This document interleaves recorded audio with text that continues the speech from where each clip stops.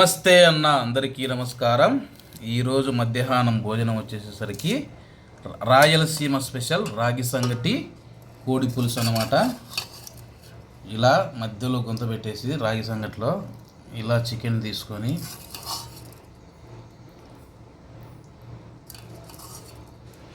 Chicken పులుసు ఇలా పోసుకొని నిజంగా దీంట్లో నెయ్యి పోసుకొని తిన్నా కానీ బాగుంటుంది. రాగి సంగటిలో చికెన్ పులుసు ఇలా పోసుకొని తింటా అంటే ఇంకా దానికి చెప్పాల్సిన అవసరం లే. రాయలసీమలో ఉండే వాళ్ళకి ఇది అర్థమవుతుంది. రాయలసీమ స్పెషల్ రాగి సంగటి అని చెప్పేసి తిని టేస్ట్ ఎలా ఉందో చెప్తాను.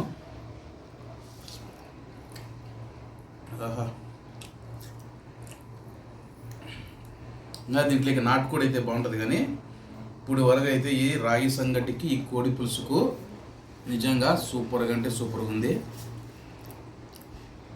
ఎవరికి రాగి సంగటి కోడి పులుసు ఇష్టమో తప్పకుండా కామెంట్ చేయండి. నిజంగా చెప్తానా, అదిరిపోయింది.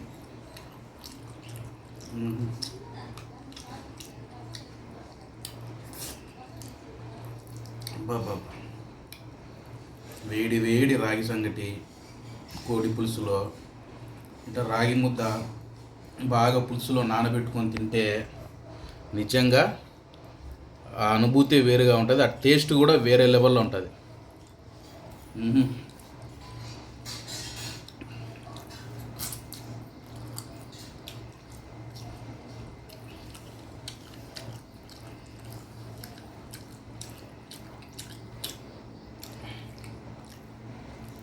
ఇంకా ఈ రాగి సంగట్లోకి ఎర్రకారం అయితే ఇంకా బాగుంటుంది.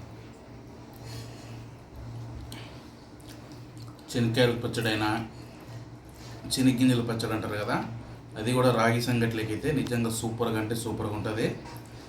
మీకు ఎవరికైనా రాగి సంగటి ఇష్టమైతే తప్పకుండా అయితే కామెంట్ చేయండి.